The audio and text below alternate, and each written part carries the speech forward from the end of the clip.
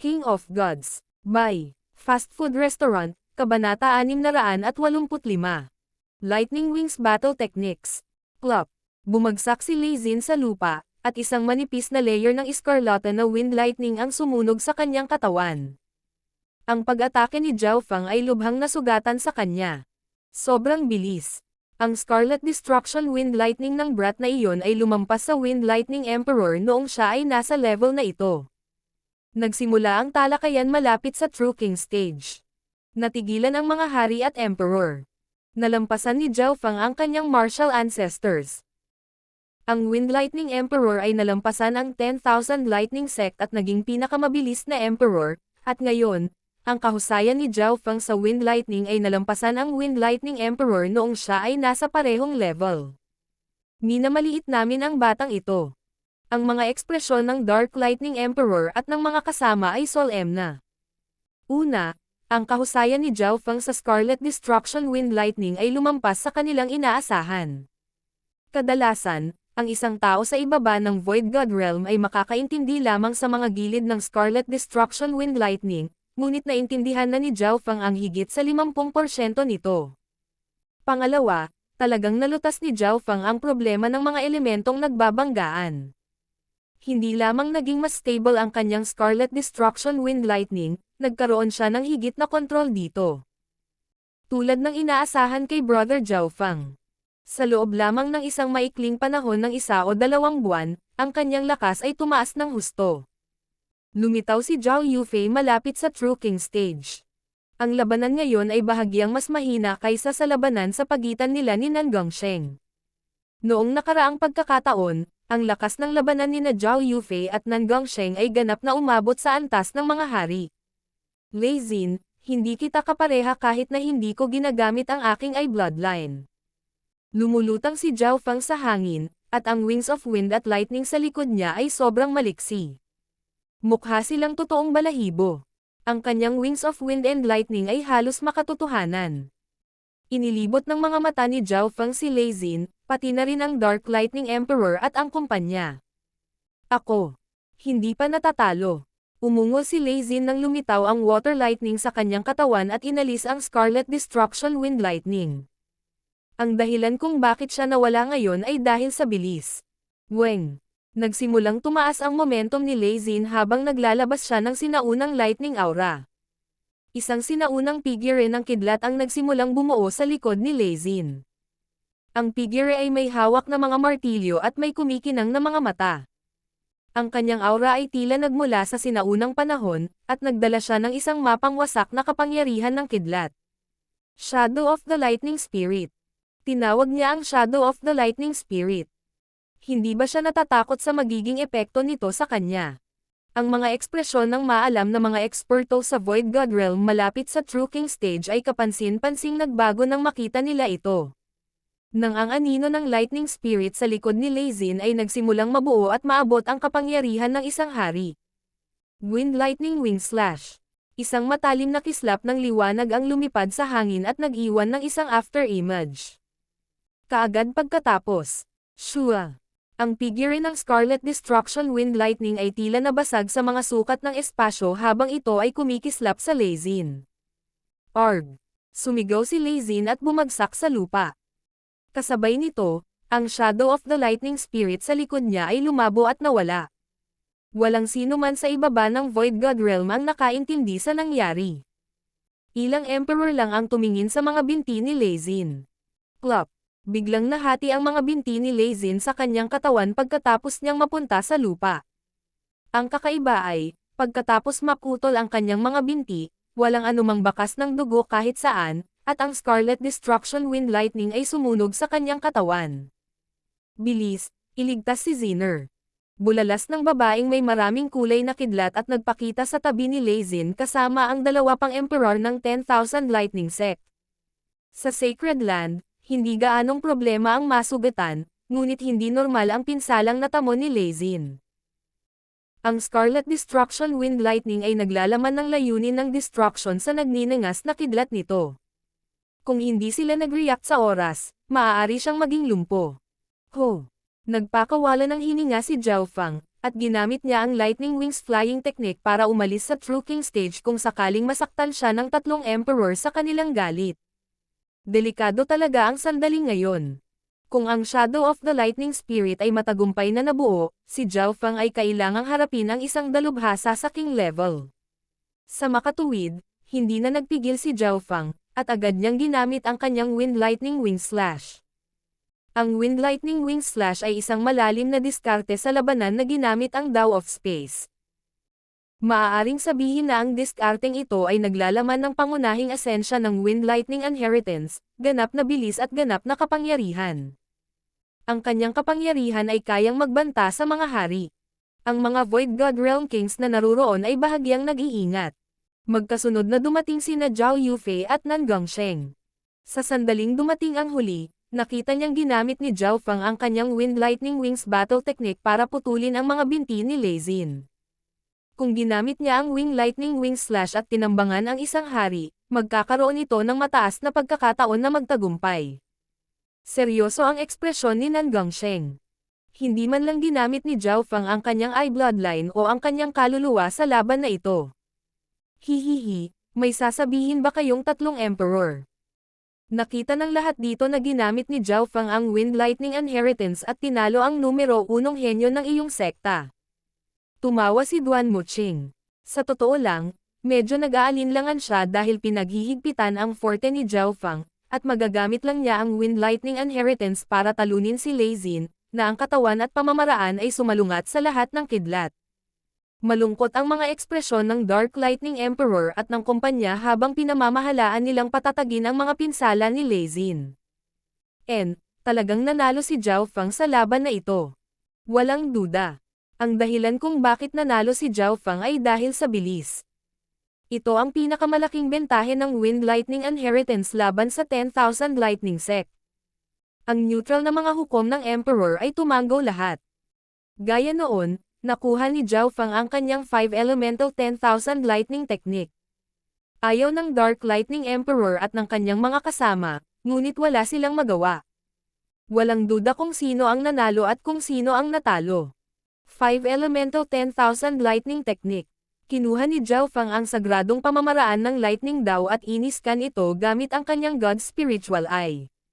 Sa kasalukuyang kakayahan ng kanyang God Spiritual Eye, maaari niyang kopyahin ang lahat ng nilalaman nito sa pamamagitan lamang ng pagtingin dito ng isang beses.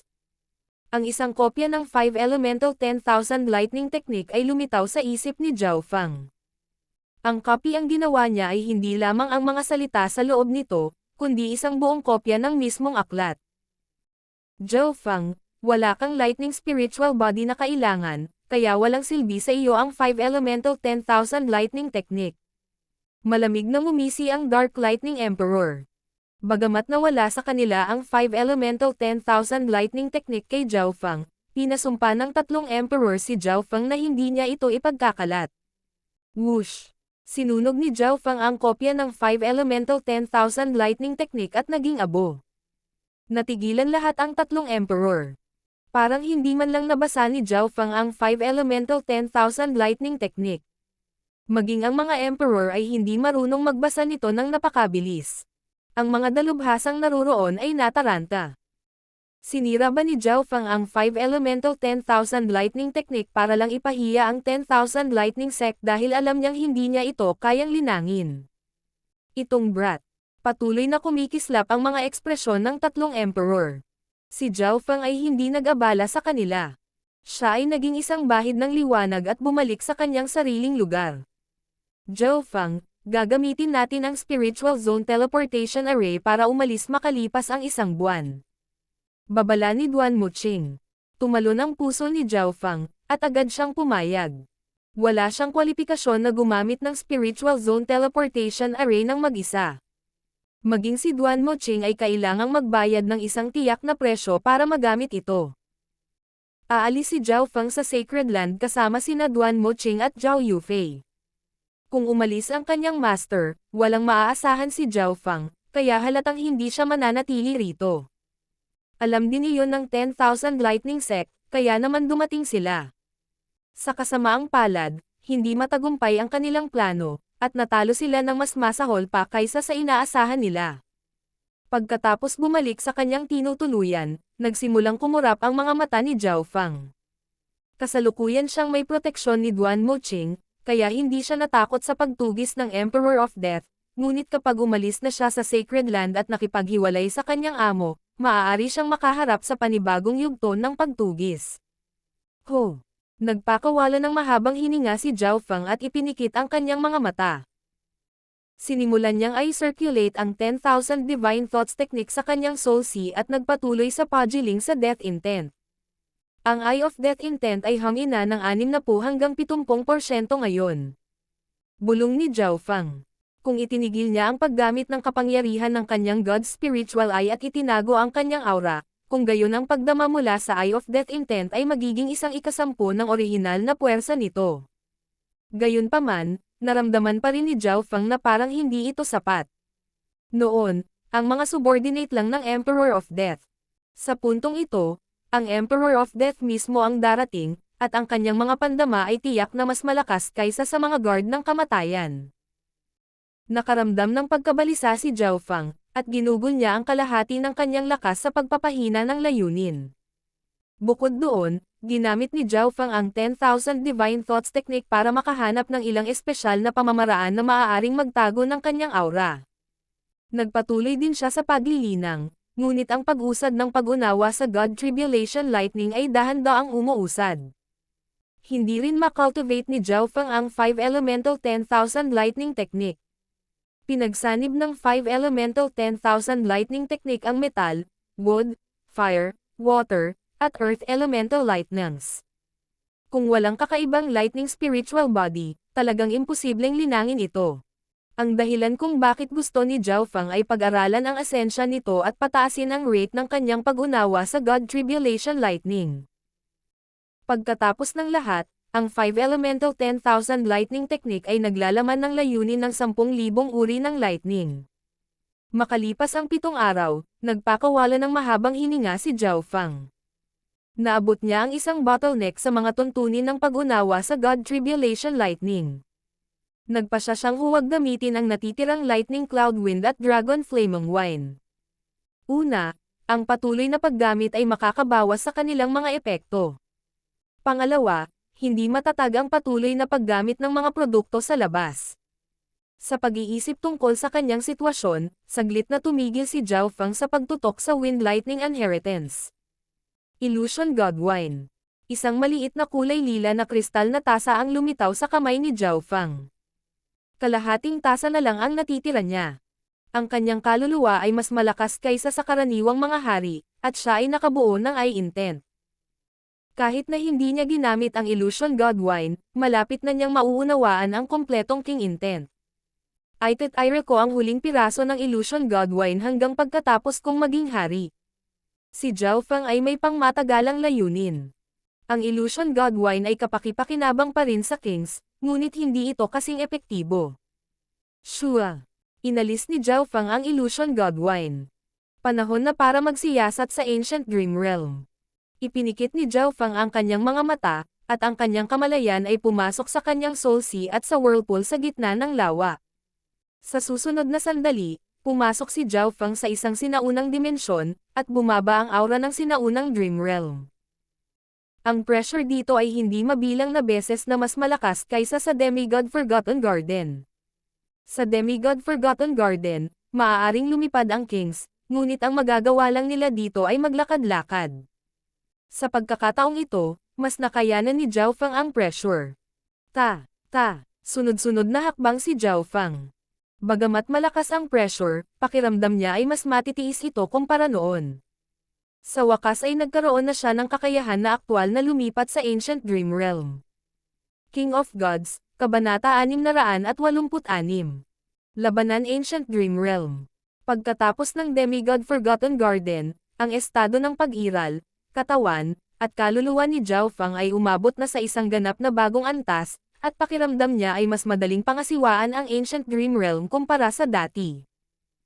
Kung tatayo lang ako, maaari akong manatili dito ng 1 o 2 araw nang walang anumang problema. Dahan-daang naglakad si Zhao Fang pasulong at maingat na inilibot ang paligid gamit ang kanyang God Spiritual Eye. Noong huling pagpunta niya rito, Nakilala niya ang isang sinaunang ibon na mas malakas pa sa isang hari. Mahirap isipin kung gaano kalakas ang mas malalaking hayop. Sa makatuwid, si Zhao Feng ay lubhang maingat at maingat. Ang mga yapak ni Zhao Feng ay matatag at matatag. Kung nakaramdam siya ng pagod, uupo siya at magpapagaling.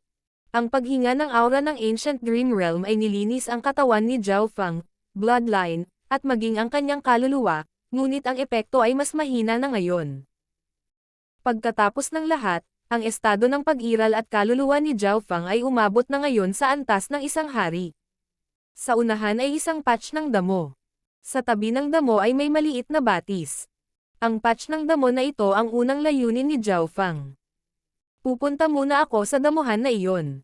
Tinansya ni Zhao Feng na kakailanganin niya ng humigit kumulang 1,000 hakbang upang maabot ito. Ang 1,000 hakbang ay naging mahirap para kay Zhao Feng kalahating taon na ang nakalipas. Sa oras na iyon, maganda sana kung nakagawa siya ng 10 o 20 hakbang, ngunit ngayon na ang kanyang kaluluwa at katawan ay naging mas malakas at ang kanyang pagiging tugma sa Ancient Dream Realm ay tumaas, maaari siyang maglakad ng 100 hakbang nang wala anumang problema. 10 hakbang. 100 hakbang. 150 hakbang. Si Zhao Feng ay lubhang maingat. Biglang, nakita ni Zhao Feng ang isang itim na tuldok na kumikislap sa kalangitan. Maya ba yan? Bahagyang huminto si Zhao Feng. Ang aura ng Maya ay hindi kasing lakas ng ibon noon, ngunit umabot na ito sa Sovereign Lord rank.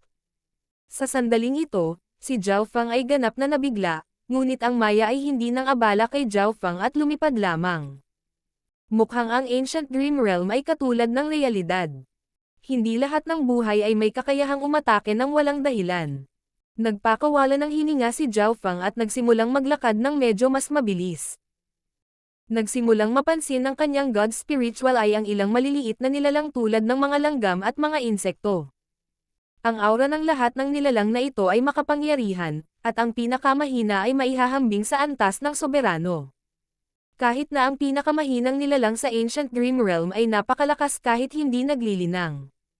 Nanginginig ang puso ni Zhao Feng. Siyempre, kahit na ang mga nilalang na ito ay hindi kasing lakas ni Zhao Feng, hindi sila pinigilan ng aura ng Ancient Dream Realm dahil sila ay mga katutubo. Ang pag-iisip ni Zhao Feng ay umikot sa pag-usisa. Anong uri ng mundo ang Ancient Dream Realm? Kung ito ay isang panaginip lamang, bakit ang anumang pinsala ay nalalapat din sa katotohanan? Kung ang kamalayan niya lang ang pumasok dito, bakit ang aura dito ay makikinabang sa kanyang tunay na katawan? May instinct si Zhao Feng na, kung mamamatay siya rito, mamamatay din siya sa katotohanan. Masyadong kakaiba ang Ancient Dream Realm. Anong uri ng lihim na kaugnayan ang mayroon ito sa God's Spiritual Eye? Walang anumang sagot si Zhao Feng. Hindi ko dapat alalahanin ang lahat ng iyon ngayon. Tingnan na lang natin kung may makukuha akong mabuti. Binawi ni Zhao Feng ang kanyang iniisip. Kung ang isang maliit na aura lamang mula sa Ancient Dream Realm ay lubhang kapakipakinabang, paano ang iba pang mga bagay sa loob? Tingnan natin kung makakahanap ako ng ilang uri ng prutas o isang bagay. Malakas na pag-iisip ni Zhao Feng habang ang kanyang God Spiritual Eye ay nagsimulang tumingin sa paligid. Matatagpuan lamang ang mga prutas sa isang kagubatan, ngunit ang tanawin ng kagubatan ay magiging komplikado, at maaaring harapin ni Zhao Feng ang mga pag-atake ng ilang makapangyarihang buhay. Pupunta muna ako sa batis. Ang God Spiritual Eye ni Zhao Feng ay tumingin sa batis sa kabilang panig ng damo. Mag-iiba kaya ang tubig dito? Sa pag-iisip hanggang dito, tumalon ang puso ni Zhao Feng.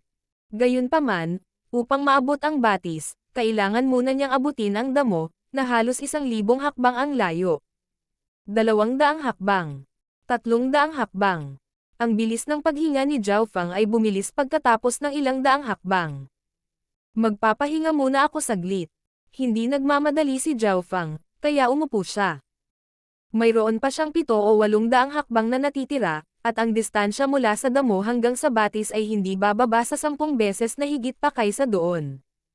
Nagsimulang bumawi ang enerhiya ni Zhao Feng.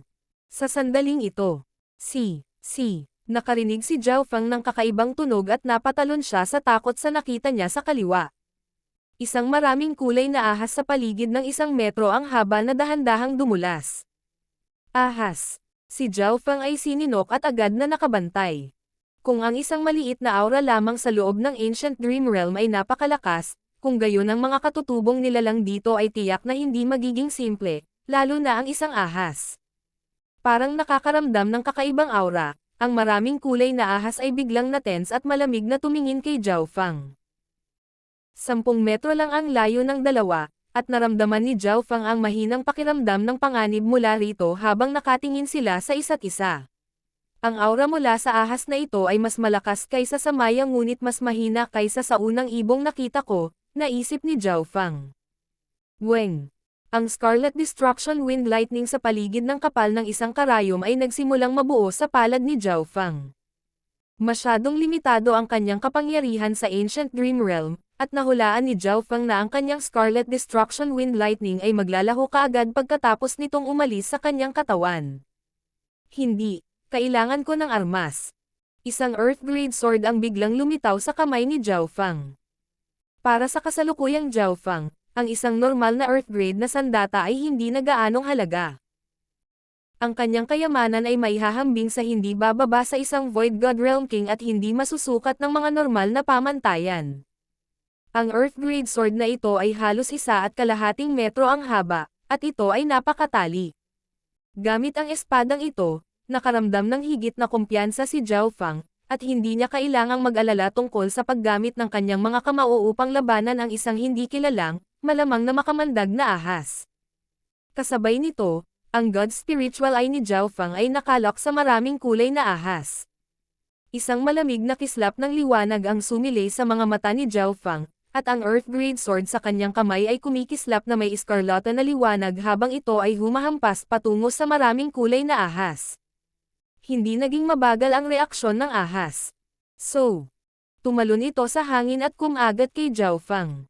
Sa mga tuntunin ng bilis at liksi, nalampasan nito si Zhao Feng. Pagkatapos ng lahat, ito ay katutubo ng Ancient Dream Realm, kaya hindi nito kailangang harapin ang pressure. Ang kalamangan ni Zhao Feng ay nauna siyang umatake, at nakikita ng kanyang God Spiritual ay kung paano gumalaw ang ahas. Sa makatuwid, kahit na si Zhao Feng ay bahagyang mas mabagal at hindi gaanong maliksi, ang kanyang Earth Grade Sword ay naglaslas pa rin sa maraming kulay na ulo ng ahas. Ding!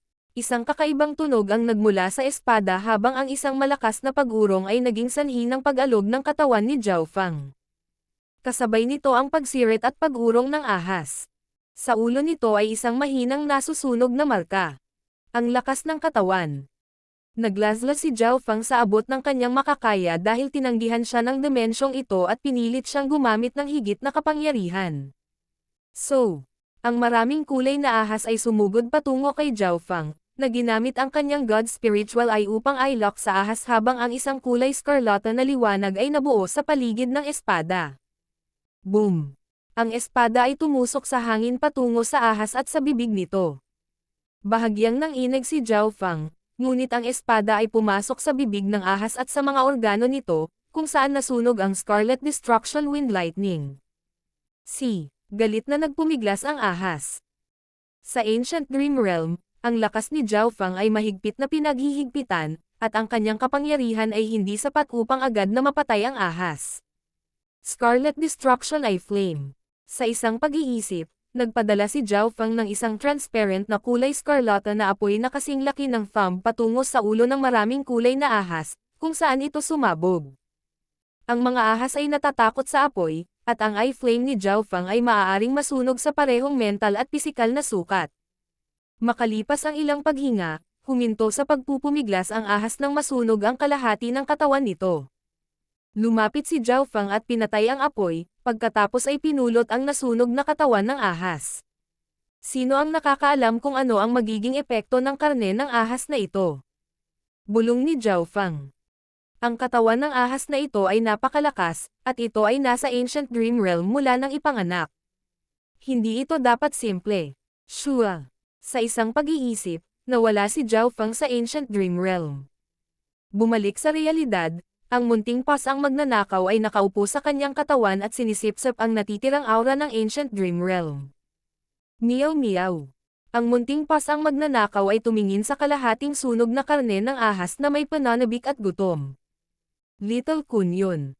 Hindi ibinigay ni Zhao Fang ang karne ng ahas sa maliit na pas ang magnanakaw at sa halip ay tinawag ang batang demigod. Ang batang si demigod ay kasing laki pa rin ng 2 o 3 taong gulang na bata, at natatakpan pa rin siya ng malabong gininto ang glow. Alam ni Zhao Fang na ang demigod na si Kun yun ay isang body cultivator, kung hindi, ang kanyang orihinal na bangkay ay hindi naiingatan ng ganoon katagal. Anong klaseng snake meat yan? Tinitigan ng batang si demigod ang kalahating sunog na karne at naramdaman ang kakaibang aura na nagmumula rito. Ito ay para sa iyo. Ibinigay ni Zhao Fang ang karne ng ahas sa demigod na si Kun yun at inutusan siyang kainin ito sa harap nila. Kahit na ang batang demigod ay mukhang 2 o 3 taong gulang lamang, siya ay isang body cultivator, at ang kanyang katawan ay mas malakas na kaysa sa skeletal division leader. Subukan natin ito. Ang batang demigod ay hindi nang ahas na labanan si Zhao Fang kahit na alam niyang siya ay tinatrato na parang isang maliit na puting lab rat. Sa kabilang banda, ang munting pas ang magnanakaw ay naiinggit na tumingin sa karne ng ahas. Ang batang si demigod ay sumulyap dito ng masama, pagkatapos ay naglabas ng isang matalim na punyal bago hiniwa patungo sa karne ng ahas. Sobrang tigas. Kumunot ang kilay ng batang si demigod, at nagawa lamang niyang putulin ang karne ng ahas pagkatapos gamitin ang halos lahat ng kanyang kapangyarihan. Ang batang demigod pagkatapos ay kumuha ng isang piraso ng karne at inihaw ito kasama ng kanyang danfire at kumuha ng isang maliit na maingat na kagat mula dito. Nang pumasok ang karne ng ahas sa kanyang tiyan, nagbago ang ekspresyon ng batang si demigod. Agad siyang umupo at inikot ang kanyang true yuan. Ang origin heaven-earth aura na nasa loob ng snake meat ay mas makapangyarihan pa sa heart blood essence. Tuwang-tuwa ang batang si demigod. Isang kagat lang ng karne ng ahas ay bumuti ang kanyang true yuan, dugo, at katawan. Meow-meow. Hindi na napigilan ng maliit na pas ang magnanakaw at tumalon patungo sa karne ng ahas. Ito ay sa akin. Galit na umungol ang batang demigod at nakipag-away sa maliit na pas ang magnanakaw para sa natitirang karne ng ahas. Sa pagtatapos, ang maliit na pas ang magnanakaw ay nagkaroon ng kalamangan, at kinuha ang 2/3 ng karne ng ahas. Ang batang si demigod ay may ilang marka ng kuko ng pusa sa kanyang mukha, ngunit hindi niya iyon pinansin habang kinakain niya ang natitirang karne ng ahas. Tumingin si Zhao Fang sa demigod at maliit na pas ang magnanakaw na may kakaibang mukha. Master, saan mo nakuha ang karne ng ahas na ito? Meron pa ba? Dinilaan ng batang si demigod ang kanyang mga labi. Napagtanto niya na ang aura sa loob ng karne ng ahas ay nagpapataas ng bilis ng pagbawi ng kanyang demigod bloodline. Meow-meow. Umikot ang itim na mata ng maliit na magnanakaw na pusa at nagpakita rin ng masunuring ekspresyon. King of Gods, Kabanata 687. Mga mapagkukunan. Pinakain muna ni Zhao Fang ang batang demigod ng karne ng ahas, ginamit siya bilang lab rat. Gayunpaman, ang karne ng ahas mula sa Ancient Dream Realm ay naglalaman ng pinagmumulan ng aura ng Heaven-Earth na nakatulong sa pagpapalakas ng katawan ng isang tao. Pinutol ni Zhao Fang ang kanyang sarili at tinikman ito.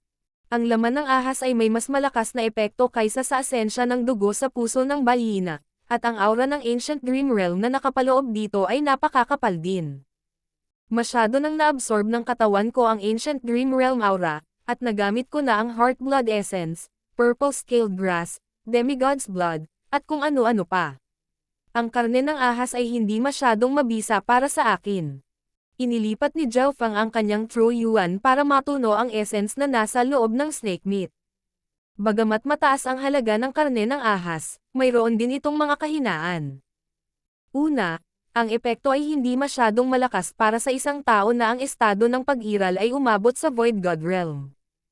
Pangalawa, ang karne ng ahas ay talagang matigas at mahirap tunawin. Kahit sinong nasa ibaba ng Origin Core Realm ay maaaring hindi man lang ito matuno, ngunit ang batang demigod at ang munting pas ang magnanakaw ay parehong hindi masusukat ng normal na pamantayan.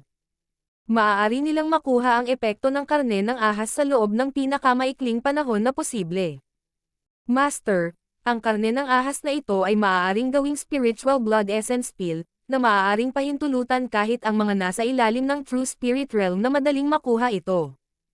Mungkahi ng batang si Demigod. Ang ilang mga mapagkukunan na mahirap tunawin ay maaaring gawing mga table task, at bilang isang tao na isang demigod sa kanyang kapanahunan, ang batang may gininto ang balat ay marunong gumawa ng mga table task. Ang ganitong uri ng karne ng ahas ay mahahanap lamang ng swerte. Mahinang umiling si Zhao Fang. Ayaw niyang ibunyag ang sikreto ng Ancient Dream Realm. Iyon ay isang lugar kung saan siya ay maaaring magmina ng mahalagang mga mapagkukunan. Hindi naiwasang madismaya ang batang si Demigod. Kung mayroon siyang malaking halaga ng karne na iyon, ang kanyang estado ng pag-iral at kadugo ay mabilis na makakabawi. Meow meow. Ang maliit na pas ang magnanakaw ay may kain na hinalang tumingin kay Zhao Fang ngunit hindi gumawa ng anumang kakaibang tunog. Parang pamilyar ang aura ng ahas. Hindi na nagsalita si Zhao Fang. Maingat pa rin siya sa batang demigod. Master. Isang tinig ang narinig mula sa 10,000 Ghost Pearl. Ito ay ang Skeletal Division Leader. Matapos lisanin ang Demigod Forgotten Garden, si Zhao Fang ay nakakuha ng malaking halaga ng mga mapagkukunan at nagbigay ng ilan sa Skeletal Division Leader. Ngayon, naabot na ng Skeletal Division Leader ang Great Origin Core Realm. Higit pa rito, binigyan ito ni Zhao Fang ng kontrol sa mga sinumpaang Ghost Corpses, kasama ang Sovereign Lord na nirerango ang Golden Skeleton. Ang mga sinumpaang Ghost Corpses ay hindi talaga makapagbanta sa mga hari, kaya wala na silang silbi kay Zhao Fang. Siyempre, pagkatapos makuha ang halos 100 Sovereign Essences, ang kapangyarihan ng array ay tumaas ng husto, at halos walang kapantay ito laban sa sino man sa ibaba ng Void God Realm. Master, pagkatapos masipsip ng mga bangkay ang mahiwagang aura na iyon, ang kanilang potensyal ay tumaas ng husto, at ang ilan ay naging mga soberano pa nga. Ang ulat ng Skeletal Division Leader. Oh! Nagulat si Zhao Fang. Noong siya ay nasa Eternally Sealed Void Ocean Spiritual Palace, naglagay nga siya ng kaunting aura ng Ancient Dream Realm sa bawat isa sa mga isinumpang bangkay ng multo. Hindi niya inaasahan na ang ilan sa kanila ay naging soberano na. Maraming mga kadahilanan ang kasangkot. Una, ang sinumpaang mga bangkay ng multo ay nakasipsip na ng malaking halaga ng dugo mula sa mga hayop. Pangalawa, ang Ancient Dream Realm Aura at ang 10,000 Ghost Pearl ay parehong nakatulong din sa kanila. Mayroon ka bang mga ideya? Tanong ni Zhao Fang. Master, kung handa kang maglagay ng mas maraming mapagkukunan at magdagdag pa ng mahiwagang aura na iyon, naniniwala ako na ang lahat ng mga sinumpaang bangkay ng multo ay maaaring maging mga soberano. Sa oras na iyon, ang sumpa ay magagawang banta kahit na ang mga hari. Sabi ng Skeletal Division Leader. Habang lumalakas si Zhao Fang, bumaba ang halaga ng Skeletal Division Leader. Hindi nito mapapayagan ang sarili na mawala ang lahat ng halaga, at ang daang sinumpaang multo bangkay ay ang tanging bagay na mayroon ito na mahalaga. Nang marinig iyon, nagsimulang mag-isip si Zhao Fang. Kung ang mga sinumpaang Ghost Corpses ay naging mga sovereigns at pagkatapos ay lalamunan ang isang mag-asawang hari, ang kanilang kapangyarihan ay tiyak na magiging kagulat-gulat. Para sa mga mapagkukunan, biglang lumiwanag ang mga mata ni Zhao Fang. Naalala niya ang sinaunang Dream Realm. Kung malalamon ng mga sinumpaang Ghost Corpses ang mga hayop sa loob ng Ancient Dream Realm, ang kahusayan ay mas mahusay kaysa sa pagpatay sa mga normal na sovereigns. Higit pa rito, ang lahat ng nilalang sa loob ng Ancient Dream Realm ay may sinaunang at orihinal na aura. Oo naman, iiwan ko ang mga detalye sa iyo. Sang-ayon ni Zhao Fang. Noong una, hindi siya masyadong interesado sa mga isinumpang bangkay ng multo, ngunit dahil mayroon siyang Ancient Dream Realm, sayang kung hindi ito gamitin. Maya-maya, umupo si Zhao Fang at muling inilagay ang kanyang kamalayan sa sinaunang Dream Realm. Sa loob ng Ancient Dream Realm, nagpakita si Zhao Fang sa lugar kung saan siya umalis. May mga marka pa rin ng pakikipaglaban sa ahas doon. Ang kanyang layunin ay ang damuhan sa unahan, at nakita ni Zhao Fang na mayroong isang kumpol ng maliliit na hayop sa paligid ng damo. Siyempre, ang susunod niyang target ay ang stream. Bilang pinagmumulan ng tubig, ang batis ay dapat magkaroon ng maraming hayop at hayop sa paligid, at iniisip din niya kung ano ang magiging epekto ng tubig mismo. Pagkatapos ng lahat, ang tubig ay mahalaga sa buhay. Si Zhao Fang ay nanatiling maingat sa daan, at aalagaan niya ang mga insekto, ahas, daga, kuneho, at kung ano-ano pa sa daan. Napagtanto ni Zhao Fang na ang Eye of Ice Soul ay ganap na umakma sa Scarlet Destruction Eye Flame. Binawasan ng Eye of Ice Soul ang bilis ng mas maliliit na hayop, at bagaman malakas ang kanilang pisikal na katawan, may malaking pagkakaiba sa pagitan ng kanilang mga kaluluwa at ng kaluluwa ni Zhao Fang. Matapos silang patayin, itatapon ni Zhao Fang ang karamihan sa mga bangkay na ito sa 10,000 Ghost Pearl. Nagamit niya ang kanyang interspatial ring sa Ancient Dream Realm. Lahat ng nangyari dito ay mangyayari din sa realidad. Matapos lumunin ang laman at dugo ng mga hayop na ito, mas lumakas ang mga isinumpang bangkay ng multo. Sa unang araw pa lang, ilang sinumpaang ghost corpses ang nakarating sa Origin Core Realm. Ngayon, ang lahat ng sinumpaang bangkay ng multo ay alinman sa kalahating hakbang na sovereign o kumpletong sovereigns. Mahusay. Ang Skeletal Division Leader sa 10,000 Ghost Pearl ay natigilan.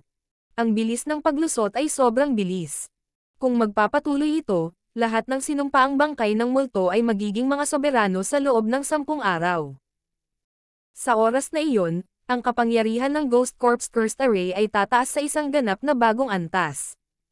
Higit pa rito, ang laman at dugo ng mga hayop na ito ay kapakipakinabang din sa Skeletal Division Leader, na ginamit ang mga ito upang palakasin ang mga buto nito. Sa ikatlong araw, matagumpay na naabot ni Zhao Fang ang tagpi-tagpi ng damo. Karamihan sa kanyang oras sa unang 2 araw ay ginamit sa pagpatay sa maliliit na hayop. Nagsimulang bumilis ang mga yapak ni Zhao Fang matapos marating ang damuhan. Pumunta tayo sa batis ngayon. Pangunahing gustong makita ni Zhao Fang kung ano ang epekto ng tubig sa loob ng Ancient Dream Realm, ngunit ang distansya mula sa damo hanggang sa batis ay 10 beses na mas mahaba kaysa dati. Sa daan patungo sa batis, binilisan ni Zhao Fang, at papatayin lamang niya ang mga hayop na malapit sa kanya. Sa ikalimang araw ng pagiging nasa Ancient Dream Realm ni Zhao Fang, higit sa kalahati ng mga sinumpaang ghost corpses ay naging sovereigns. Nanginginig sa tuwa ang Skeletal Division Leader. Kapag nakumpleto na ang layunin nito, magagawa nitong banta maging ang Kings na may Ghost Corpse Cursed Array. Sa ika-6 na araw, narating ni Zhao Fang ang mga gilid ng damuhan. Hualala. Isang batis na 12-12 metro ang lapad ang lumitaw sa unahan. Sa wakas nandito na ako. Nagpakawala ng mahabang hininga si Zhao Fang.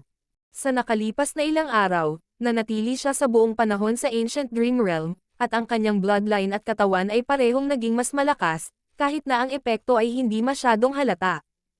Matapos marating ang batis, naging mas maingat si Zhao Fang. Dahil pinagmumulan ng tubig, paminsan-minsan ay may mas malalaking hayop tulad ng mga lobo, USA, at kung ano-ano pa sa paligid, na mas mahirap para kay Zhao Fang na patayin.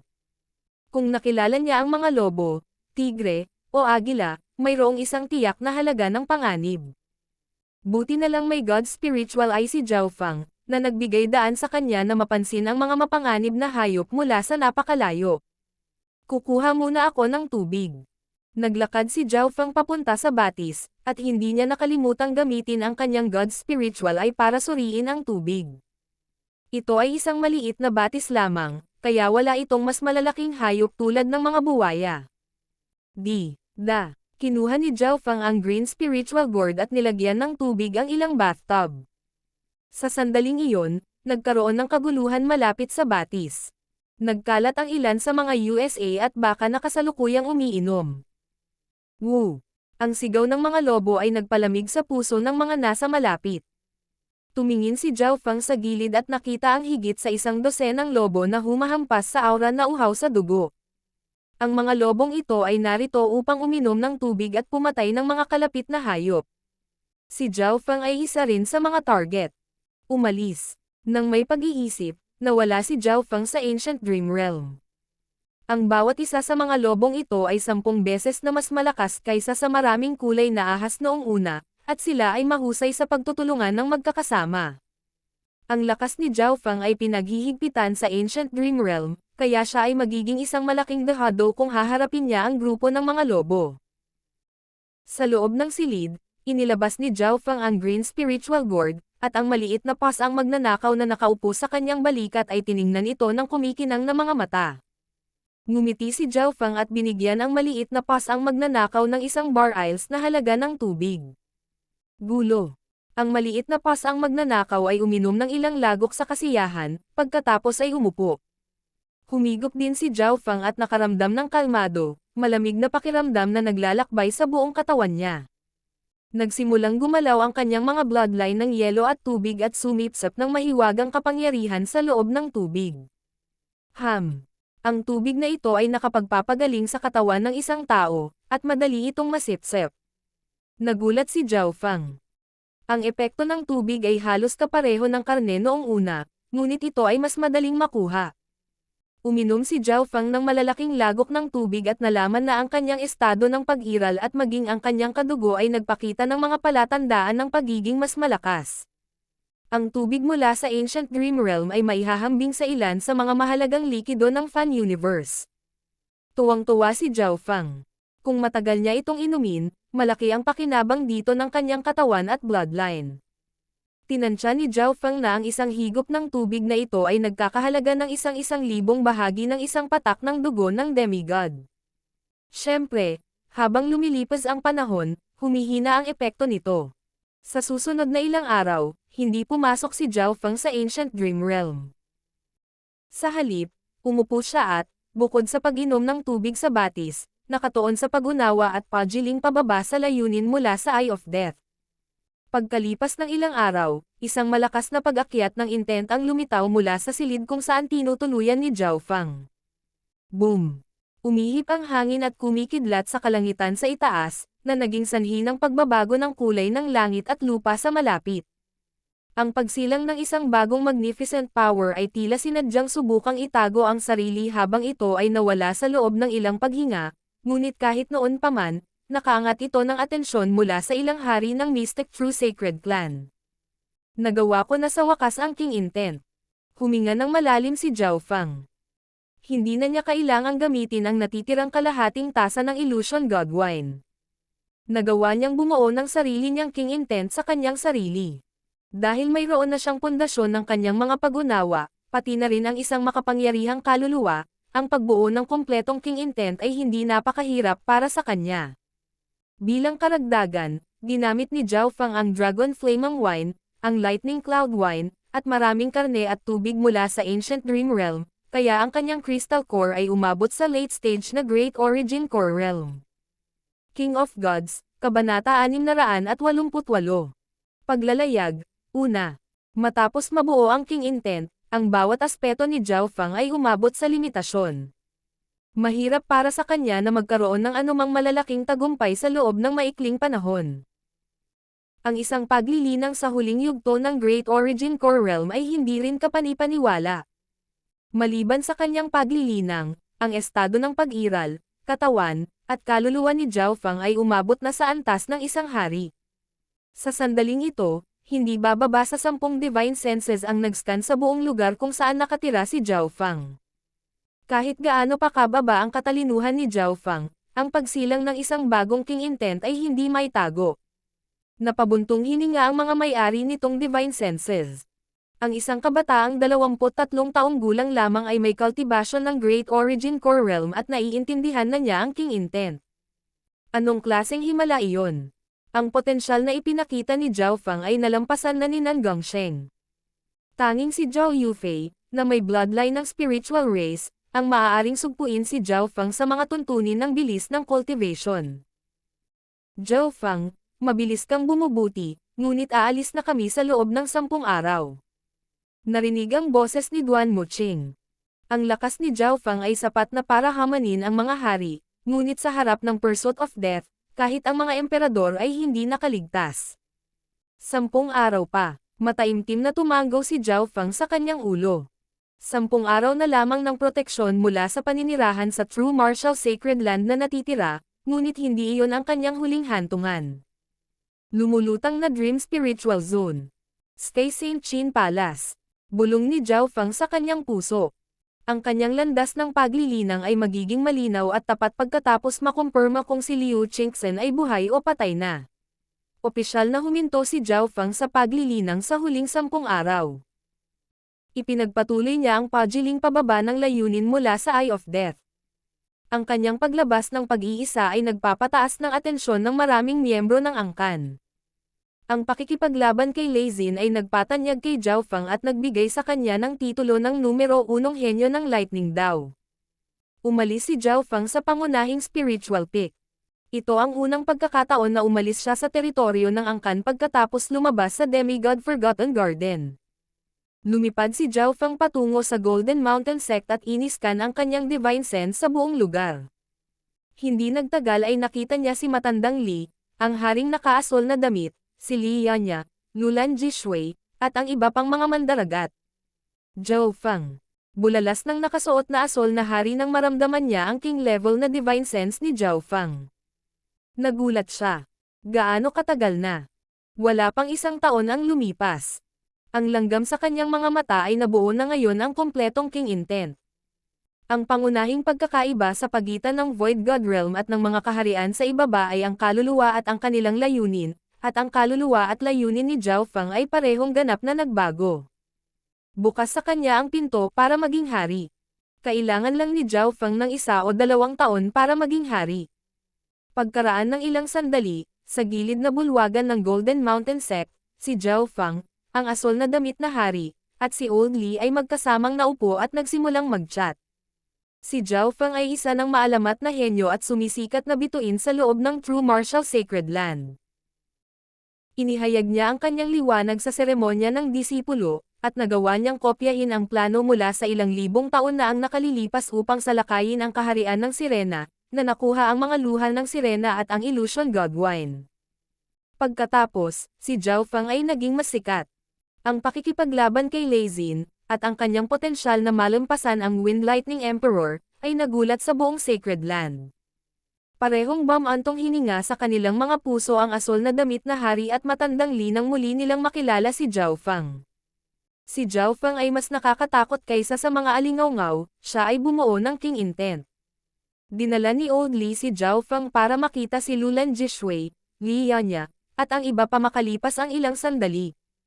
Zhao Feng, hiniling namin sa ilang array masters na palakasin ang iyong Blue Lightning si Sky Ship. Ngumiti si Old Li at sinabi. Bagamat nanatili si Zhao Feng sa pangunahing spiritual peak ng True Mystic Sacred Clan, napanatili niya ang pakikipag-ugnayan kay Old Li. Kapitan. Gustong magsalita ni Li Yanya at Lulan Jishui, ngunit tumigil sila. Ang mga mata ni Zhao Feng ay tumingin sa kanila at agad na alam ang sitwasyon ng napakalinaw. Matapos makapasok sa Sacred Land, sina Lulan Jishui at Li Yanya ay tinanggap sa Golden Mountain Sect, at si Lulan Jishui ay naging isang sumisikat na bituin ng Golden Mountain Sect habang si Li Yanya ay naging deacon. Ang dalawa ay matagumpay na naisama sa Golden Mountain Sect. Ang 33 2-star sect sa loob ng True Martial Sacred Land ay pawang mga peak 2 stars na malayong nalampasan ang 2-star forces ng outside world. Gaano kaluwalhati ang maging isa sa mga miyembro ng isang Sacred Land? Pwede kang magpasya kung mananatili o aalis. Hindi kita pipilitin. Mahinahong sabi ni Zhao Feng. Nang walang pag-aalinlangan, nagpasya si Li Yanya na manatili. Ang pananatili sa isang Sacred Land ay isang dream come true para sa kanya, at hindi siya maaaring bumalik sa kanyang orihinal na sekta kahit na gusto niya. Napatingin si Lulan Jishui kay Zhao Feng na may masalimuot at nagigilty na ekspresyon. Naging malayo ang kulay purple na buhok sa kanyang paningin. Nasaksihan niya ang himala ng kanyang pagbangon. Sa unang pagkikita nila, isa lamang siyang magulo at asol na buhok. Sige, naiintindihan ko. Hindi nagulat si Zhao Feng, at hindi siya nagalit. Tumingin sa ibaba si Lulan Jishui na may pagkakasala. Bumalik sa 8 Desolate Mountain, pumayag siyang maging marino sa barko ni Zhao Feng, ngunit ang pangako ay matatapos na. Skeletal Division Leader, simula ngayon, ikaw na ang magiging vice captain ng barko. Marahang iwinagayway ni Zhao Feng ang kanyang kamay. Shua. Lumitaw ang Skeletal Division Leader. Ang mga buto nito ay natatakpan ng madilim na gininto ang mga linya, at ang aura nito ay mas malakas kaysa dati, kahit na higit pa kay Lianya. Ano? Tumalon ang puso ni Lianya sa hindi makapaniwala. Hindi lamang naabot ng cultivation ng Skeletal Division Leader ang rank ng Sovereign Lord, ang lakas ng mga buto nito ay umabot sa pinakamataas na antas ng Sovereign Lord. Hindi malamang na maraming tao sa ibaba ng kalahating hakbang na Void God Realm ang magiging katapat ng Skeletal Division Leader. Naiintindihan, Master. Tumawa ng masama ang Skeletal Division Leader habang sinasakyan nito ang Blue Lightning Sea Sky Ship at ang iba pang mga mandaragat. Ang laki ng barko ay hindi pa lumaki, ngunit ang iba pang mga aspeto nito ay mas malakas.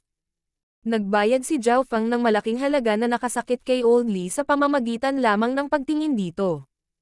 Tara na. Kinuha ni Zhao Feng ang Blue Lightning Sea Sky Ship at bumalik sa Mystic True Sacred Clan. Bago siya umalis, binigyan ni Zhao Feng si Old Li ng 2 interspatial ring. Pakibigay ang isa sa kanila sa Eternally Sealed Palace Lord. Ang isa ay para sa Golden Mountain Sect, na maaaring ipamahagi ni Old Li ayon sa gusto niya. Hinawakan ni Old Li ang 2 interspatial na singsing at huminga ng malamig nang pumasok sa kanila ang kanyang divine sense. Ang dami ng kayamanan na nasa loob ng interspatial ring ng Eternally Sealed Palace Lord ay sapat na para mamula ang mga mata ng mga hari. Tulad ng para sa Golden Mountain Sect, ang halaga ng kayamanan ay mas malaki kaysa sa halaga ng kayamanan na naipon ni Old Li sa buong buhay niya. Higit pa rito, ayon sa sinabi ni Zhao Feng, ito ay ilang kabayaran lamang. May utang din siyang pabor sa Eternally Sealed Palace Lord. Kailangan kong aminin na kayong dalawa ang gumawa ng maling desisyon. Malumanay na bamantong hininga si Old Li habang pinagmamasdan ng kanyang mga mata sina Lianya at Lulan Jishui. Malinaw na nakikita ni Lianya at Lulan Jishui ang nakamamanghang dami ng mga kayamanan na nasa interspatial ring. Kailangang malaman ng isa na si Old Li ay isang half-step king. Walang matatanggap sina Lianya at Lulan Jishui. Sa tulong ni Zhao Feng, nakapasok sila sa True Martial Sacred Land, na naging pinakamalaking reward na nila. Pagkatapos bumalik sa pangunahing spiritual peak Zhao, inimpake ni Feng ang kanyang mga gamit, habang opisyal na kinuha ng Skeletal Division Leader ang Blue Lightning Sea Sky Ship.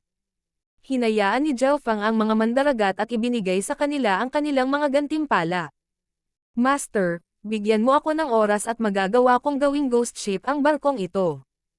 Tumawa ang Skeletal Division Leader. Matapos maging vice-kapitan, ginawa nitong mga mandaragat ang ilan sa mas matatalinong ghost corpses. Pagkatapos ng mahabang pananatili sa 10,000 ghost peel, iba't ibang uri ng zombie, espiritu ng puot, at iba pang mga bangkay ang nabuo. Kung payag siya, maaari pang pumunta si Zhao Feng sa landas ng 10,000 Ghost Emperor at bumuo ng sarili niyang hukbo. Ito ay hindi lamang isang pagnanais na pakse ng isang 2-star na puwersa mamaya. Gayunpaman, si Zhao Feng ay hindi masyadong interesado sa daw ng ghost corpses. Ang pangunahing core niya ay ang Wind Lightning Inheritance at ang kanyang Soul Eye Bloodline Techniques. Ang pag-iisip na iyon ay mas mabuti kung ito ay ibigay sa Skeletal Division Leader.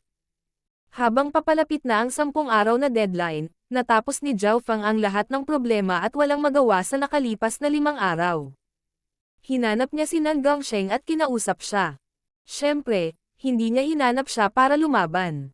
Sa halip, gusto niyang pag-usapan ang mga teorya sa likod ng Tao of Space. Naunawaan ni Zhao Feng ang Lightning Wings Flying Technique pagkatapos na obserbahan at isama ang bahagi ng mga Tao of Space ni Nan Gongsheng. Kailangan pa rin itong gawing perpekto ni Zhao Feng, kaya gusto niyang matuto mula mismo kay Nan Gongsheng. Hindi tumanggi si Nan Gongsheng. Interesado rin siya sa pagkaunawa ni Zhao Feng sa mga Tao of Wind at sa mga Tao of Lightning. Sa mga tuntunin ng bilis lamang, kahit si Nan Gongsheng ay hindi kasing bilis ni Zhao Feng. Ang dalawa ay nag-sparring at nag-usap sa loob ng 2 o 3 araw, at pareho silang nagkaunawaan. Maraming natutunan si Zhao Feng sa pag-inspeksyon sa mga spatial technique ni Nan Gongsheng. Ang Wings of Wind and Lightning Technique ay naglalaman ng mas makapangyarihang Lightning Wings Spatial Techniques, at maaari silang maglakbay ng libu-libong milya sa isang hininga. Napaisip si Zhao Feng. Ang Lightning Wings Flying Technique ay mas angkop para sa pagtakbo mula sa o paghabol sa iba. Noong nakaraan, ginamit ng Wind Lightning Emperor ang kasanayang ito para makatakas kahit sa mga Sacred Lords. Pagkatapos bumalik sa kanyang lugar, inilabas ni Zhao Feng ang maliit na pasang magnanakaw. Ang maliit na pasang magnanakaw ay dalubhasa din sa space, kaya gusto rin ni Zhao Feng na matuto mula rito. Meow meow. Ang maliit na pasang magnanakaw ay nawala sa isang iglap at lumitaw sa tuktok ng silid sa susunod na sandali. Ang mga spatial technique nito ay may kaugnayan sa Dao of Assassination, kaya kadalasan sila ay dead silent. Napagtanto ni Zhao Feng na ang maliit na pasang magnanakaw ay higit na umasa sa linya ng dugo nito, at lumampas ito sa mga parameter ng normal na spatial techniques. Gayunpaman, kahit noon pa man, natuto si Zhao Feng mula sa maliit na pasang magnanakaw.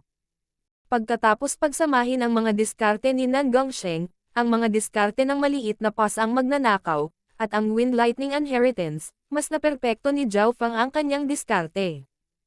Kung magtagumpay ito, ang aking bilis ay aabot sa isang ganap na bagong antas. Dahan-daang ipinikit ni Zhao Feng ang kanyang mga mata. Sa huling 2 araw, ipinikit niya ang kanyang mga mata at pinagsanib ang iba't ibang kasanayan. Isang plano ang nagsimulang mabuo sa kanyang isipan, pagsamahin ang mga spatial techniques sa Wings of Wind at Lightning. Sa pamamagitan nito, maaari niyang masira ang kalawakan mismo habang lumilipad. Ang Wings of Wind and Lightning sa kanilang sarili ay parang isang ibon na naabot ang pinakamabilis nitong bilis. Wala talagang paraan upang itulak ang mga pakpak sa kanilang sarili ng mas mabilis, ngunit kung magagamit niya ang mga spatial na pamamaraan at paliitin ang distansya na nilakbay sa 1/10 o 100 bahagi ng aktwal na distansya, kung gayon ang kabuuang bilis ay magiging 10 beses o 100 beses na mas mabilis. Ito ang pinakahuling theoretical na antas ng Wings of Wind at Lightning, ang Lightning Wings Spatial Flash.